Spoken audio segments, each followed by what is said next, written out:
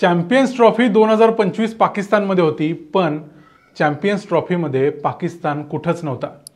अशा प्रकारचे मीम्स तुम्ही सोशल मीडियामध्ये पाहिलेच असतील।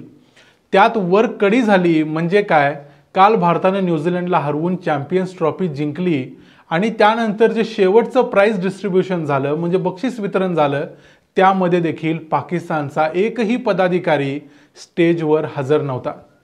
गजब बेइज्जती है। मग आता पाकिस्तानच्या पदाधिकाऱ्याला स्टेजवर बोलवलं नव्हतं की तो आला नव्हता, याबद्दलचा वाद चर्चेत आहे। शोएब अख्तरनं याबद्दल नाराजी व्यक्त केली आहे आणि अनेक पाकिस्तानी लोक याबद्दल नाराज आहेत, कारण पाकिस्तान जर 2025च्या चॅम्पियन्स ट्रॉफीचा अधिकृत होस्ट होता, यजमान होता, तर त्याला बक्षीस वितरणाच्या कार्यक्रमात स्टेजवर का बोलवलं नाही? नक्की काय झालं होतं ते आपण आजच्या या व्हिडिओमध्ये बघूया। पाकिस्तान चॅम्पियन्स ट्रॉफीचा ऑफिशियल होस्ट होता म्हणजे यजमान, पण अगोदरच ठरल्याप्रमाणे भारताच्या सगळ्या मॅचेस दुबईमध्ये होणार होत्या। त्यात भारत फायनलला गेल्यामुळं भारत नसताना जी फायनल लाहोरमध्ये होणार होती ती कॅन्सल होऊन भारत असल्यामुळं ती मॅच देखील झाली दुबईच्या दुबई इंटरनॅशनल स्टेडियममध्ये। या सोहळ्याला ICCचे प्रेसिडेंट जय शाह उपस्थित होते, BCCIचे आणि इतर ICCचे पदाधिकारी देखील होते। भारतानं मॅच जिंकल्यानंतर जेव्हा खेळाडूंना बक्षिसं दिली गेली तेव्हा जय शाह यांनी चॅम्पियन्स ट्रॉफी रोहित शर्मा यांच्या हातात दिली। खेळाडूंना जॅकेट्स दिली गेली।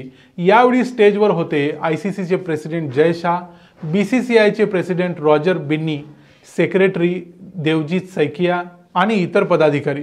ही मॅच पाहायला खरं तर पाकिस्तानच्या PCBचे CEO असणारे सुमेर अहमद उपस्थित होते। हे सुमेर अहमद खरं तर चॅम्पियन्स ट्रॉफीच्या टूर्नामेंटचे डायरेक्टर देखील होते आणि ते दुबईमध्ये मॅच पाहत होते।